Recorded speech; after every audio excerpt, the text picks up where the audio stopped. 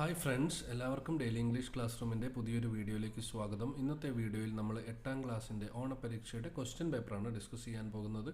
1 മുതൽ 5 വരെയുള്ള ചോദ്യങ്ങൾ റീഡിംഗ് കോംപ്രിഹെൻഷൻ ക്വസ്റ്റ്യൻസ് ആണ്. ഒന്നാമത്തെ പാഠമായ ദ മിസ്റ്റീരിയസ് പിക്ചർ എന്ന പാഠവുമായി ബന്ധപ്പെട്ടിട്ടുള്ള 5 ചോദ്യങ്ങളാണ് ഇവിടെ കൊടുത്തിട്ടുള്ളത്. അപ്പോൾ നമുക്ക് ഈ ഒരു പാരഗ്രാഫ് നോക്കാം. An elderly lady came next. She had a large hump on her back. Sir Painter, she said softly, make me look young and beautiful. If you don't remove the hump on my back and supply what I lack in beauty, I'll have you torn to pieces.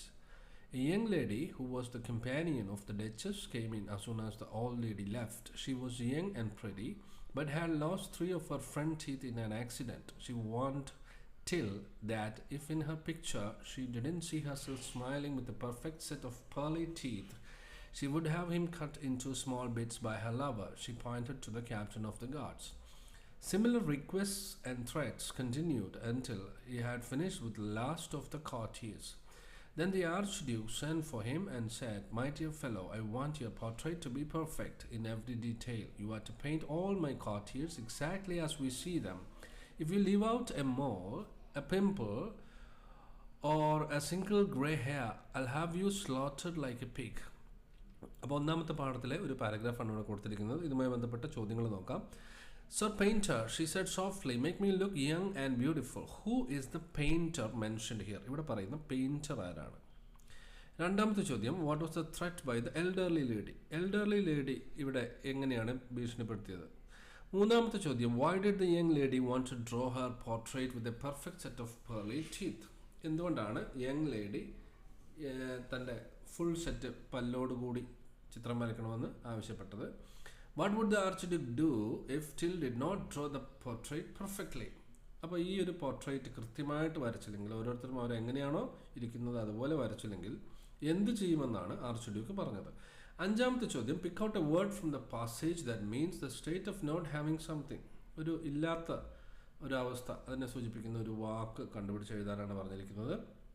അപ്പോൾ നമുക്ക് ഈ 5 ചോദ്യങ്ങളുടെ answers നോക്കാം. ഒന്നാമത്തെ ചോദ്യം, who is the painter mentioned here? The painter mentioned here is Till. രണ്ടാമത്തത്, what was the threat by the elderly lady? The elderly lady threatened Till by saying that if he didn't remove the hump on her back and supply what she lacked in beauty, she would have him torn to pieces. അടുത്ത ചോദ്യം, why did the young lady want to draw her portrait with a perfect set of pearly teeth? The young lady wanted her portrait to show her smiling with a perfect set of pearly teeth because she had lost 3 of her front teeth in an accident and wanted to appear beautiful. അടുത്ത ചോദ്യം, what would the Archduke do if Till did not draw the portrait perfectly? The Archduke threatened to have Till slaughtered like a pig if he did not paint the portrait perfectly down to the smallest detail. ഇനി അവസാനത്തെ ചോദ്യം ഒരു വാക്ക് എഴുതാനുള്ളായിരുന്നു. ആ വാക്ക് ലാക്ക് എന്ന വാക്കാണ്. LACK, lakh.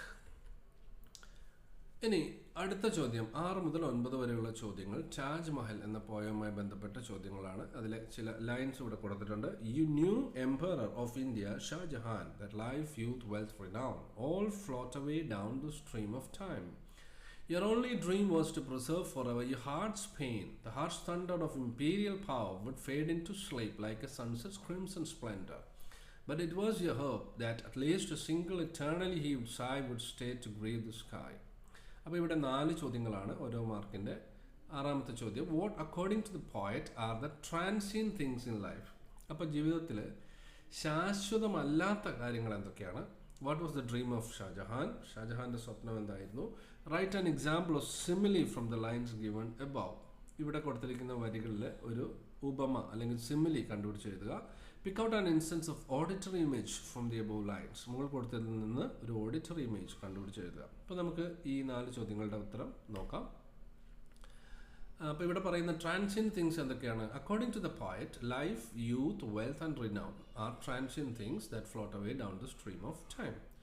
ഇനി what was the dream of Shah-Jahan? Shah-Jahan's dream was to preserve forever the pain in his heart, the memory of his love through the Taj Mahal. ഇനി സിമിലിക്ക് example ഈ വരികളാണ്. An example of simile is like a sunset's crimson splendor. ഇനി auditory ഇമേജിൻ്റെ ഉദാഹരണമാണ് the harsh thunder of imperial power. ശബ്ദവുമായി ബന്ധപ്പെട്ട ഒരു ഇമേജാണ് thunder. Harsh thunder of imperial power. അപ്പോൾ ഈ ഒരു ലൈൻ നമുക്ക് ഉദാഹരണമായിട്ട് എഴുതാം, അല്ലെങ്കിൽ തണ്ടർ എന്നെങ്കിലും എഴുതാം. ഇനി അടുത്ത ചോദ്യം നോക്കാം. ഇവിടെ ഒരു വിഷ്വൽ ഡേറ്റ കൊടുത്തിട്ടുണ്ട്. ഇവിടെ 2020 വേൾഡ് കപ്പ് 2024 അതുമായി ബന്ധപ്പെട്ട ഒരു ടേബിളാണ് കൊടുത്തിരിക്കുന്നത്.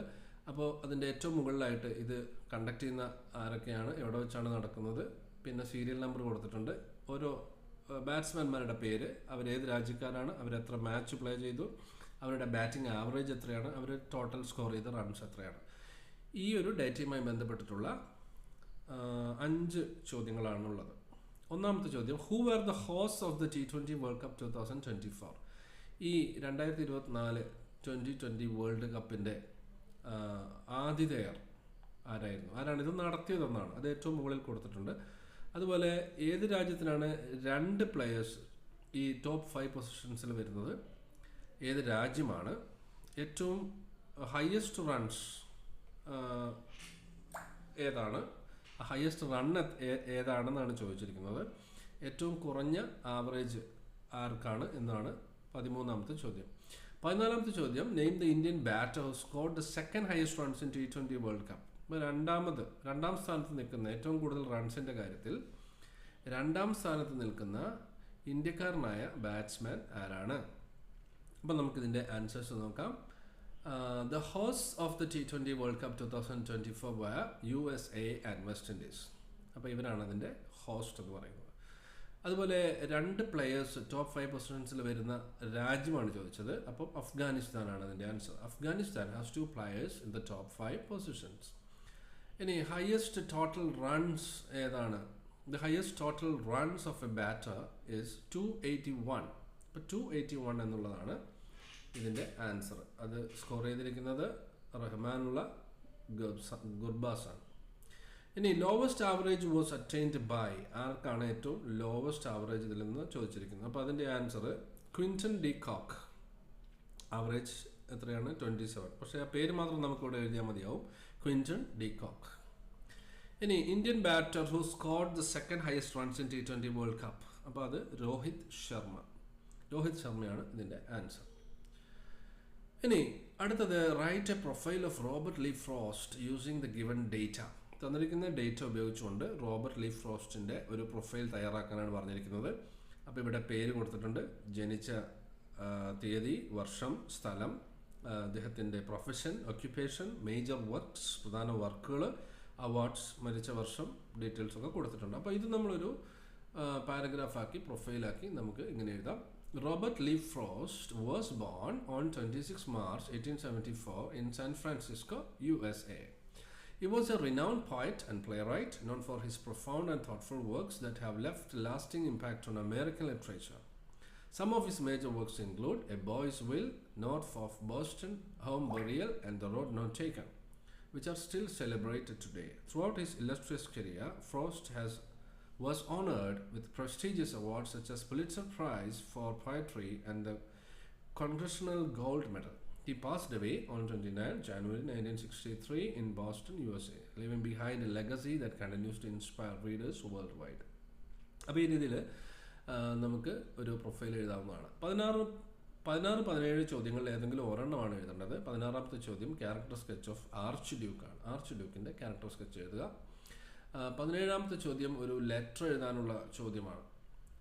The boy in the story, the boy who drew cats, had a terrible night in the temple. He understood the words of the priest, avoid large places, keep to small. So he decided to write a letter to the priest about his experience in the temple.